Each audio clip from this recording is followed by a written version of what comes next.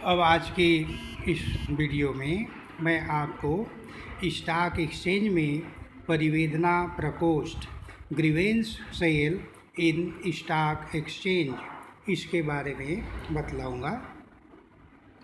तो भारत सरकार के वित्त मंत्रालय के स्कंद विनिमय डिवीजन के दिशा निर्देश के द्वारा परिवेदना प्रकोष्ठ स्थापित किया जाए तथा स्कंद विनिमय के प्रबंध मंडल को प्रति माह प्रगति प्रतिवेदन दिया जाए जिसमें शिकायतों को हल किया जाए।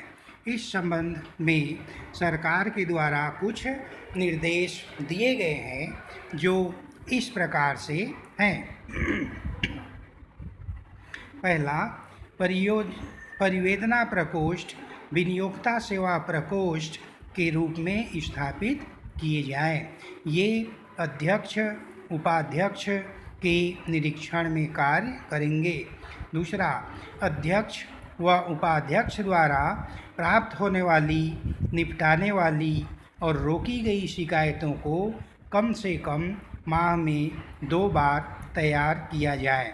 प्रबंध मंडल के एजेंडे में मासिक आधार पर शिकायतों को रखा जाए।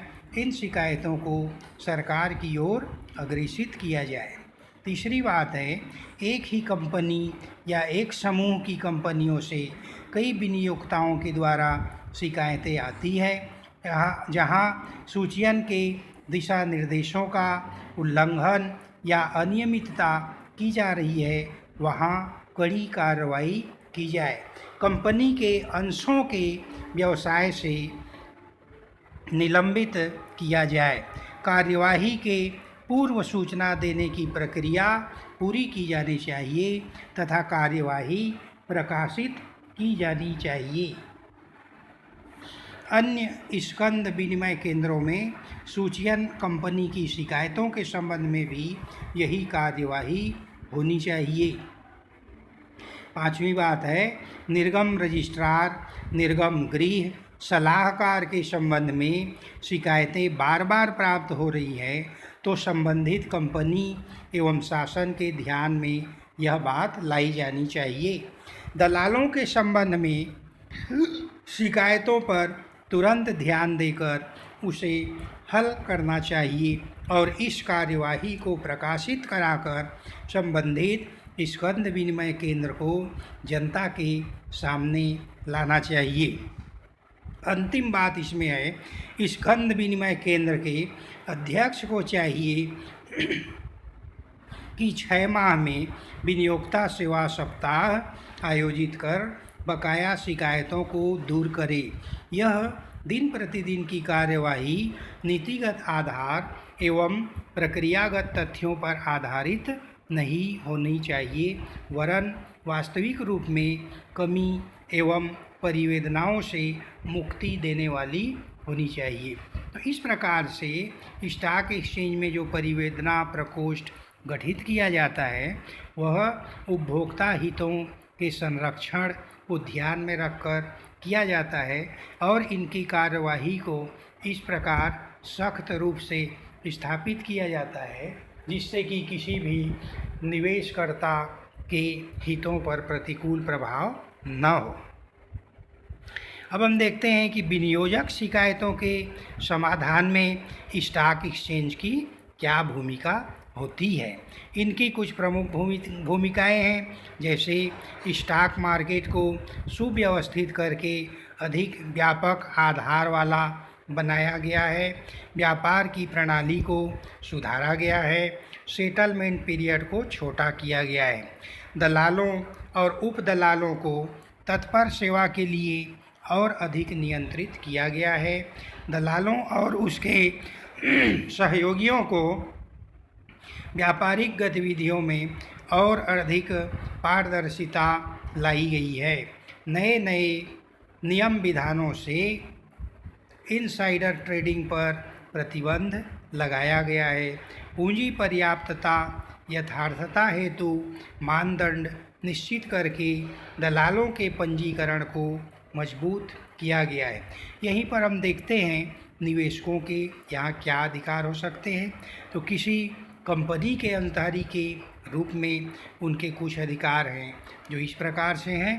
पहला, अंशों के आवंटन या हस्तांतरण की दशा में अंश प्रमाण पत्र को प्राप्त करने का इन्हें अधिकार है। दूसरी स्थिति, वार्षिक प्रतिवेदन, चिट्ठा तथा लाभ हानि खाते साथ प्राप्त करने का इनको अधिकार है। कंपनी के अंशधारियों की सभा में स्वयं उपस्थित होकर मतदान करने या स्वयं उपस्थित नहीं हो सकते तो प्रॉक्सी की नियुक्ति द्वारा मतदान करने का अधिकार भी इन्हें प्राप्त है। लाभांश, बोनस राइट, अंशों को प्राप्त करने का अधिकार है।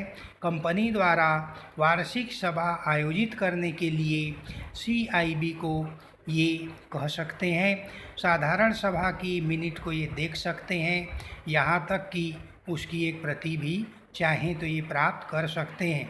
और कंपनी के विरुद्ध सिविल, क्रिमिनल कार्रवाई इनके द्वारा की जा सकती है। कंपनी समापन के लिए ये अंशधारी आवेदन कर सकते हैं तथा अवशेष भाग को भी प्राप्त करने का आवेदन दे सकते हैं। इसके अतिरिक्त कंपनी के अंशधारियों को कुछ समूह के रूप में सामूहिक अधिकार प्राप्त होते हैं, जैसे कि असाधारण सभा की मांग करना, ये सामूहिक रूप से किया जा सकता है। किसी प्रस्ताव पर मतदान की मांग करना, कंपनी के कार्यों के जांच हेतु CLB को कहना, कुप्रबंध एवं दुराचार के विरुद्ध CIB को कहना, कंपनी द्वारा डेट्स न चुकाए जाने पर समापन की कार्रवाई को करना। अब हम देखते हैं शिकायत निवारण व्यवस्था किस प्रकार से की गई है। तो हम देखेंगे किस प्रकार का शिकायत होगा तो उसका निवारण किसके द्वारा किया जाएगा। जैसे रिफंड ऑर्डर, ये सेबी के द्वारा है इसका निराकरण। देरी में रिफंड पर ब्याज, वित्त मंत्रालय, कंपनी मामलों का विभाग इसे देख सकता है। आवंटन सूचना, अंश प्रमाण पत्र और उपरोक्त सभी के डुप्लीकेट प्राप्त करना और इन सब का नवीनीकरण तो स्टॉक एक्सचेंज या इशू रजिस्ट्रार के द्वारा ये कार्रवाई किए जाते हैं। इसके अतिरिक्त सूचीकृत अंशों की दशा में न प्राप्ति की शिकायत ये कहाँ करेंगे, तो यदि जो न प्राप्ति की शिकायत में हस्तांतरण सेबी में किया जा सकता है, ट्रांसमिशन, ट्रांसपोजिशन इसका शिकायत कंपनी मामलों का विभाग या DCA में किया जा सकता है, कन्वर्जन, इंडोर्समेंट इनकी शिकायत स्टॉक एक्सचेंज में की जा सकती है। इसी तरह एकीकरण, कंसोलिडेशन, अंशों का उपविभाजन और प्रतिभूति का डुप्लीकेट इनका शिकायत भी स्टॉक एक्सचेंज में किया जा सकता है। अब सूचीबद्ध ऋण पत्रों की दशा में न प्राप्ति की शिकायत कहाँ करेंगे? अर्जित ब्याज होने की दशा में सेबी, शोधन राशि के लिए कंपनी मामलों का विभाग या DCA और देरी अवधि की ब्याज के लिए डिसबेंचर, ट्रस्टी या स्टॉक एक्सचेंज में ये शिकायतें की जा सकती हैं। इसी तरह बैंड डिलीवरी, स्टॉक एक्सचेंज में असूचीकृत अंशों और ऋण पत्रों की दशा में कंपनी मामलों का विभाग DCA में, कलेक्टिव इन्वेस्टमेंट स्कीम प्लांटेशन जैसी इसकी शिकायत सेबी में, म्यूचुअल फंड संबंधी शिकायत सेबी में, बैंक तथा वित्त company deposit reserve bank of India, निर्माण कंपनी में डिपॉजिट कंपनी मामलों का विभाग। इस प्रकार से प्रत्येक के लिए यहाँ पर शिकायतों की जो नेचर है, उसका रूप है, उसके अनुरूप उनको किस विभाग के द्वारा निराकृत किया जाएगा उन्हें भी सूचीबद्ध कर दिया गया है। और ये सभी जो सूची किया गया है वह शिकायतों के निराकरण के लिए और निवेशकों के हितों की रक्षा के लिए किया गया है।